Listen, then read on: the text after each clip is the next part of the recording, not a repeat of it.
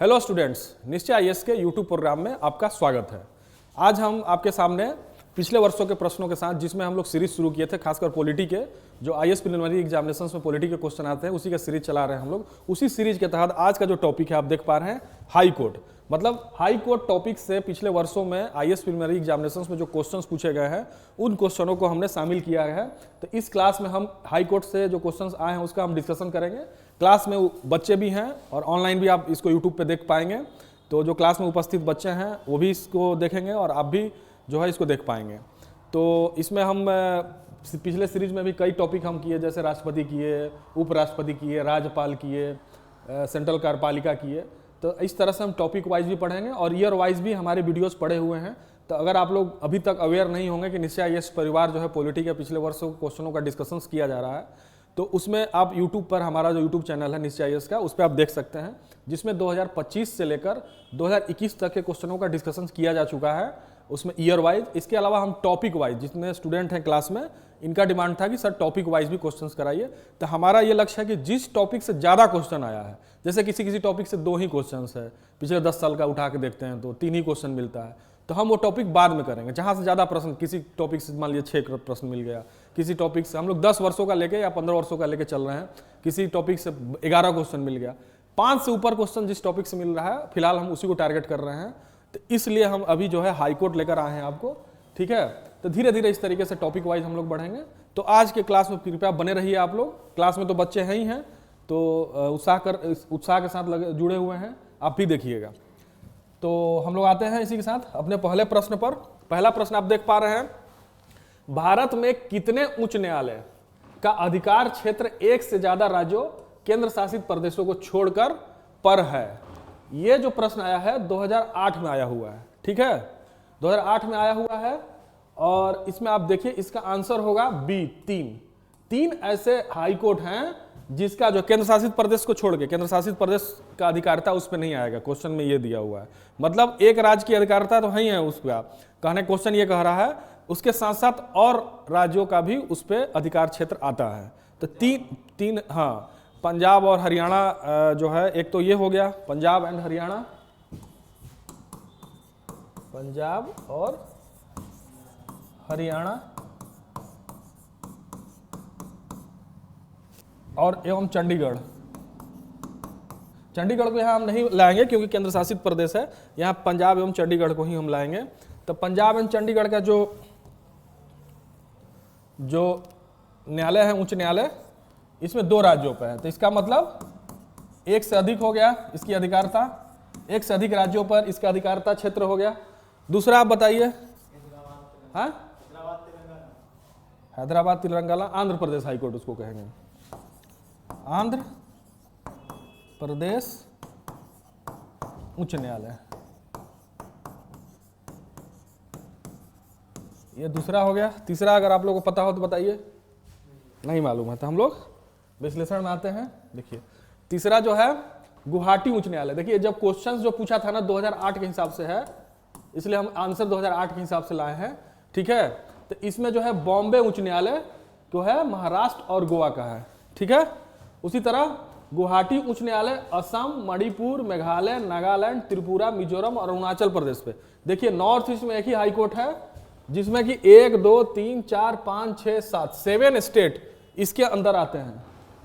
ये जान लीजिए, ऐसे भी क्वेश्चंस पूछ सकता है कि नॉर्थ ईस्ट में कौन सा ऐसा उच्च न्यायालय है जिसके अंदर 7 राज्य हो, या फिर पूछ देगा कि नागालैंड जो राज्य है वो किस उच्च न्यायालय के तहत आता है, ठीक है। तो पश्चिम बंगाल आपको दे देगा, ठीक है, और भी स्टेट दे देगा। तो आपको थोड़ा सा इसमें क्लैरिटी होनी चाहिए। उसी तरह पंजाब और हरियाणा तो आपको पता ही था। अब बॉम्बे उच्च न्यायालय, और यहाँ पे आप ये भी ध्यान दीजिए कि कभी भी मुंबई उच्च न्यायालय नहीं बोलना है, बॉम्बे उच्च न्यायालय या बॉम्बे हाई कोर्ट बोलना है, क्योंकि शहर का नाम बदला है, कोर्ट का नाम नहीं बदला है। तो लोग कभी कभी कंफ्यूजन हो जाता है, बोल देते हैं मुंबई, या ना ही मुंबई उच्च न्यायालय कहीं लिखना है, बॉम्बे हाई कोर्ट ही लिखना है, फिर आपका उत्तर गलत हो जाएगा। अगर लिखित में कहीं मेंस में कहीं लिखेंगे आंसर लिखते समय, कहीं कोट करेंगे कि बॉम्बे उच्च न्यायालय, इसलिए मैं यहाँ बताना चाहा कि लोग अक्सर कंफ्यूज हो जाते हैं कि यार मुंबई होगा, बॉम्बे कैसे हो रहा। तो इस टेक्निकल चीज़ को आपको पता होना चाहिए। तो कहने का मतलब आप लोगों ने समझ लिया कि 3 ऐसे हैं और ये 2008 में आया हुआ प्रश्न था, ठीक है। अगला हम लोग आते हैं 2007 में। देखिए प्रश्न आया है, निम्नलिखित कथनों पर विचार कीजिए, ठीक है।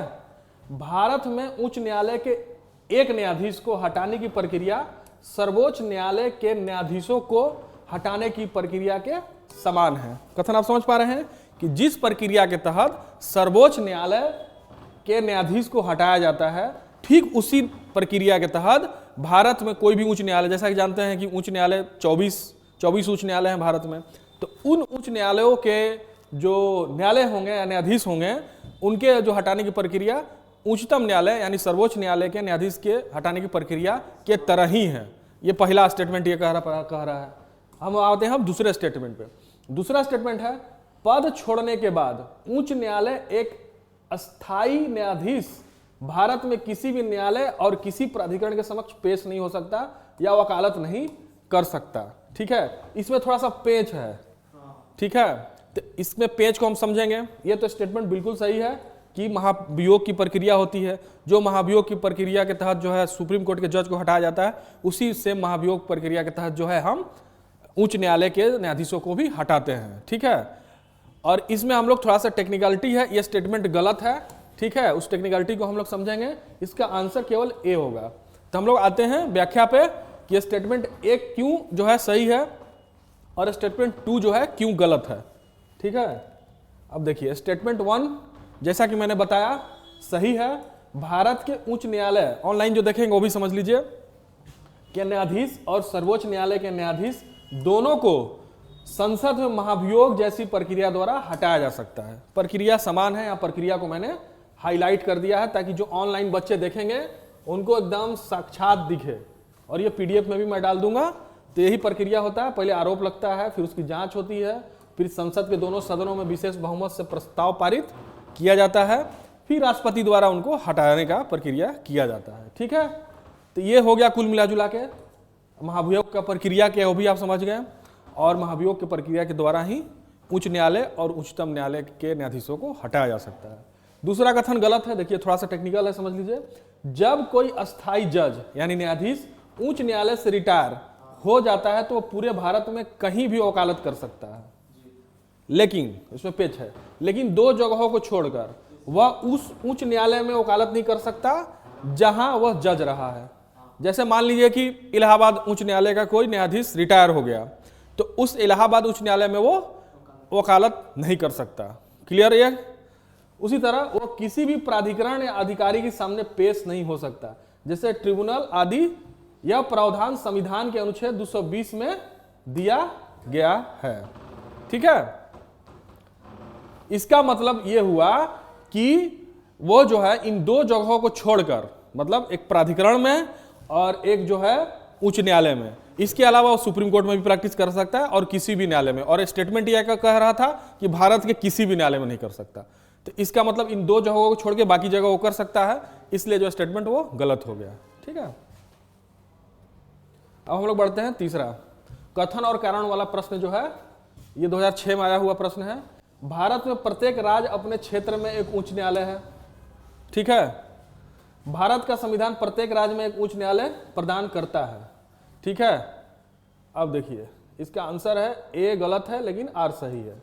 क्यों सही है? क्योंकि प्रत्येक राज्य में एक उच्च न्यायालय नहीं है, बहुत सारे ऐसे न्यायालय हैं। अभी हम लोगों ने शुरू में ही देखा कि एक न्यायालय है लेकिन उनकी अधिकार क्षेत्र और भी राज्यों पर है। इसका मतलब कि प्रत्येक राज्य में नहीं, तभी तो कई राज्यों को कंबाइंड रूप से वो कवर कर रहे हैं। जैसा कि आप देखें गुवाहाटी उच्च न्यायालय 7 स्टेट को कवर कर रहा है, बॉम्बे उच्च न्यायालय, उसी प्रकार आप देखें आप पंजाब हरियाणा।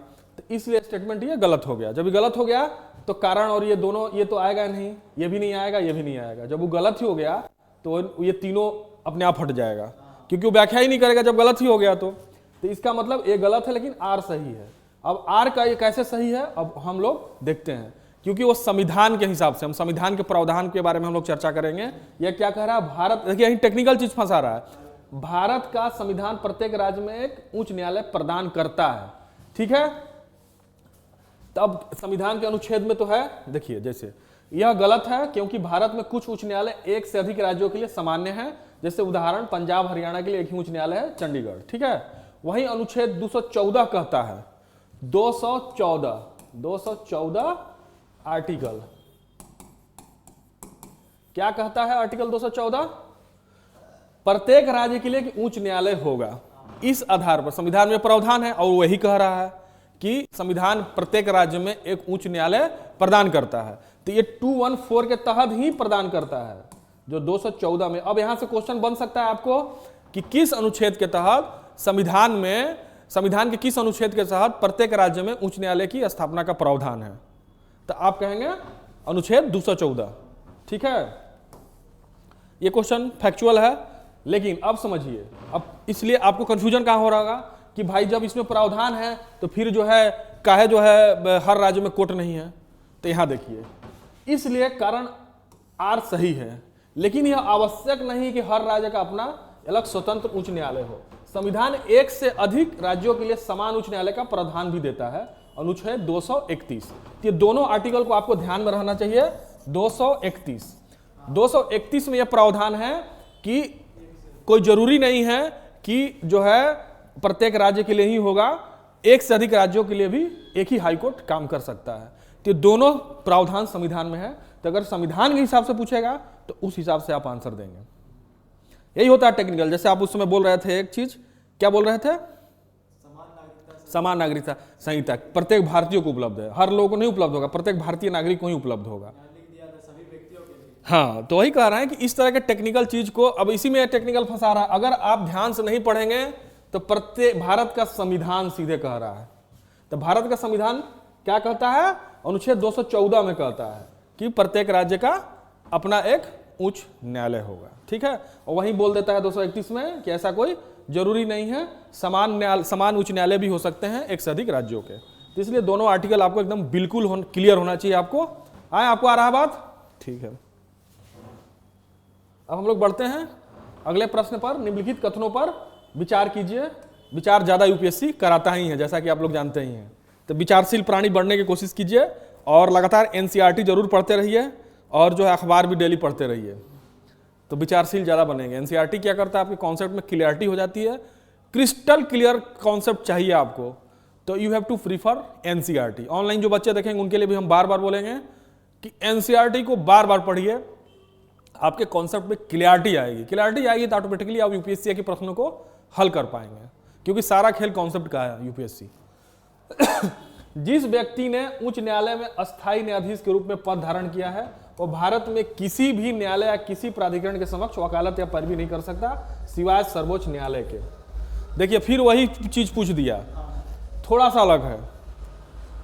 तो क्वेश्चन की रिपीटेशन भी होता है। भाई क्वेश्चन कहां से बनाएगा, लेकिन क्वेश्चन घुमा के पूछेगा। भारत में उच्च न्यायालय के न्यायाधीश के रूप में नियुक्ति के लिए कोई व्यक्ति तभी योग्य होता है जब उसने कम से कम 5 वर्ष तक भारत के क्षेत्र में किसी न्यायिक पद पर कार्य किया हो। भाई जो टेक्निकलवा जो होता है ना, इस तरह का टेक्निकल वर्ड, तो इसको ध्यान से पढ़ा कीजिए। जब संविधान आप पढ़ते हैं या एनसीईआरटी में जब भारतीय संविधान पढ़ते हैं तो जितने भी टेक्निकल होते हैं इसी में थोड़ा सा पेंच हो जाता है कि 5 वर्ष नहीं 10 वर्ष है। तो आदमी तो स्किप करता है, हो सकता है 5 वर्ष ही हो। तो ये प्रावधान 10 वर्ष है। ठीक है, 10 वर्ष है। ठीक है, तो अब हम आते हैं क्या कह रहा है, 10 वर्ष रहता तो ये कथन सही हो जाता है, इसलिए दूसरा कथन गलत हो गया। डी है दोनों कथन जो है गलत है, दोनों कथन गलत है। ये क्या कह रहा है? सिवाय उच्च न्यायालय के। ठीक है, केवल उच्च न्यायालय नहीं है। ये क्या कह रहा है? आप इससे स्टेटमेंट, अभी यही तो हम समझाए थे। ये क्या कह रहा है? जिस व्यक्ति ने उच्च न्यायालय में अस्थायी न्यायाधीश के रूप में पद धारण किया है वो भारत के किसी भी न्यायालय या किसी प्राधिकरण के समक्ष पैरवी नहीं कर सकता सिवाय सर्वोच्च न्यायालय के। ये तो ठीक है कि नहीं कर सकता है, ठीक है, सिवाय मतलब सर्वोच्च न्यायालय में खाली वो कर सकता है, ऐसा तो है नहीं। वो हाईकोर्ट में भी कर सकता है, केवल उसमें प्रावधान यही है कि उस हाईकोर्ट में नहीं कर सकता जिस हाईकोर्ट में वो जज रहा हो। इसके अलावा जितने भी ट्रिब्यूनल होते हैं उसमें वो काम नहीं कर सकता। बाकी सर्वोच्च न्यायालय और अदर हाईकोर्ट में वो काम कर सकता है। तो ये कह नहीं रहा है, ये तो उल्टे कह रहा है, तो ये गलत हो गया। इसका आंसर डी होगा। ठीक है, और इसके हम लोग एक्सप्लेनेशन में भी वही चीज समझ लेते हैं जो मैं बोल रहा था। कथन एक गलत है। क्यों गलत है? क्योंकि अनुच्छेद 220 के अनुसार सेवानिवृत्ति के बाद उच्च न्यायालय का एक अस्थायी न्यायाधीश भारत में किसी भी न्यायालय या किसी प्राधिकरण के समक्ष वकालत और पैरवी नहीं कर सकता। साथ ही वह उच्च न्यायालय में वकालत नहीं कर सकता जहां वह जज रहा है। यानी वह सर्वोच्च न्यायालय और किसी अन्य उच्च न्यायालय में वकालत कर सकता है। इस टेक्निकली चीज को आप समझ लीजिए। दिल्ली का ऐसा वातावरण हो गया है कि थोड़ा सा आप बोलिए उसके बाद खांसी आना शुरू हो जा रहा है।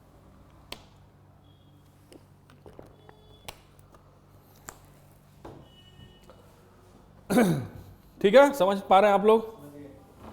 कथन 2 गलत है, क्योंकि अनुच्छेद 217 के अनुसार भारत में उच्च न्यायालय के न्यायाधीश के रूप में नियुक्ति के लिए कोई व्यक्ति तभी योग्य होता है जब उसने कम से कम 10 वर्ष तक भारत के क्षेत्र में किसी न्यायिक पद पर कार्य किया हो। तो ये अनुच्छेद 217 और 220, ये आप लोग देखिए अनुच्छेद, बार बार हम कहते हैं अनुच्छेद, सारा अनुच्छेद रटना नहीं है, लेकिन महत्वपूर्ण अनुच्छेद को छोड़ना भी नहीं है। भाई 395 अनुच्छेद तो आप याद तो कर नहीं पाएंगे, लेकिन मोटा मोटी आइडिया होना चाहिए आपको, ठीक, कि क्या है, तो आप अंदाजा लगा पाते हो, या फिर उस पर ध्यान से अगर आप ध्यान से पढ़े रहोगे तो क्लिक करेगा आपको एग्जाम में। अब यहाँ ये अगर आप 220 समझ गए कि 10 वर्ष है इसमें प्रावधान, 10 वर्ष है, 220 के अनुसार 10 वर्ष पर न्यायिक पद पर, भारत के सीमा क्षेत्र में न्यायिक पद पर किसी भी न्यायालय में रहा है 10 वर्ष तक तो वो योग्य है, ठीक है।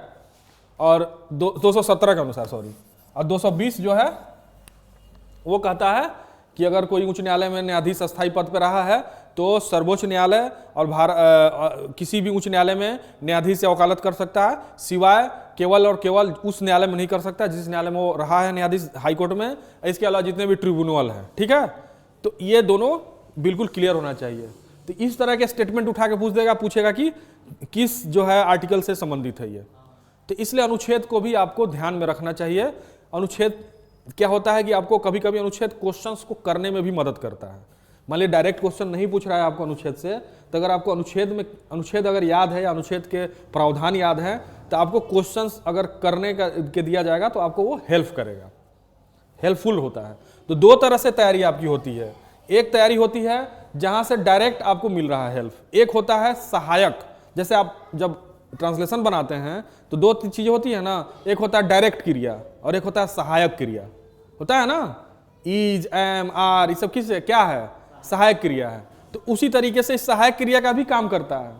तो आप लोग यूपीएससी जब तैयारी करते हैं तो बहुत सारी ऐसी चीजें जो है सहायक रहेगी आपके। जैसे मैंने आपको कोई बात सिखाया, टीचर ने कुछ आपको गाइड किया, हम किए, या सीनियर फैकल्टी जो हमारे कोचिंग के उन्होंने और आपको गाइड किया, या फिर कहीं आप ऑनलाइन किसी माध्यम से जुड़े हुए वहाँ आपको कोई गाइड कर रहा है, या फिर कोई आप पर्सनालिटी डेवलपमेंट के लिए कुछ कर रहे हो। तो ये सब सहायक चीजें हैं आपके यूपीएससी में सिलेक्शन के लिए। केवल पढ़ने भर से सिलेक्शन नहीं होगा आपका, आप अखबार पढ़ो तो उससे आपकी जो है एक्सप्लेन करने की क्षमता, कैपेबिलिटीज बढ़ेगी, आपकी विचार करने की कैपेबिलिटीज बढ़ेगी, ठीक है। तो इसलिए हम लोग ओवरऑल डेवलपमेंट आपकी होगी तभी सिलेक्शन होगा। संतुलित डेवलपमेंट उसको कहते हैं। आपकी तैयारी वही है कि जैसे मान लीजिए कि आप तैयारी कर रहे हो, आपकी संतुलित, ऑनलाइन भी जो देखेंगे यूट्यूब पे उनके लिए भी है कि अगर आपकी संतुलित तैयारी नहीं होगी तो कैसे सिलेक्शन होगा। बहुत लोग का होता है कि जनरल साइंस छोड़ देते हैं, यार चलो 4 से तो हम पास हो जाएंगे, ऐसा नहीं है, सारे पक्ष की तैयारी हो जाए। पॉलिटी में यार चलो 14-15 क्वेश्चन ही आता है, 10, कभी कभी तो 10 से आता है, क्या जरूरी है हम जनरल साइंस पढ़ लेते हैं। ऐसा नहीं, पता चला उस साल ही पॉलिटी से 17-18 क्वेश्चन पूछ दिया तब तो फंस जाएंगे आप। तो इसलिए हर पार्ट को आपको बराबर महत्व देना है। हाँ, ये जरूर है कि किसी किसी में आपकी जो है आपकी विद्वता होती है, आपका ज्ञान ज़्यादा होता है, तो वो पक्ष जो है थोड़ा कम ध्यान दे सकते हैं। मान लीजिए किसी में आपकी जो है विद्वता नहीं है, ज्ञान की कमी है, तो उस पक्ष पर थोड़ा ज़्यादा ध्यान दीजिए।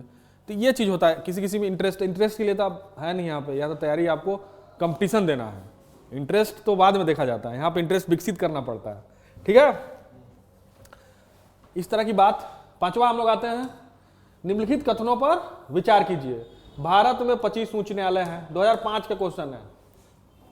पहला स्टेटमेंट कह रहा है 25 उच्च न्यायालय है, दूसरा का नहीं, तो 2005 के हिसाब से आंसर देना पड़ेगा। हाँ, पंजाब, हरियाणा, केंद्र शासित प्रदेश, चंडीगढ़ का एक कॉमन उच्च न्यायालय है। ये सही है।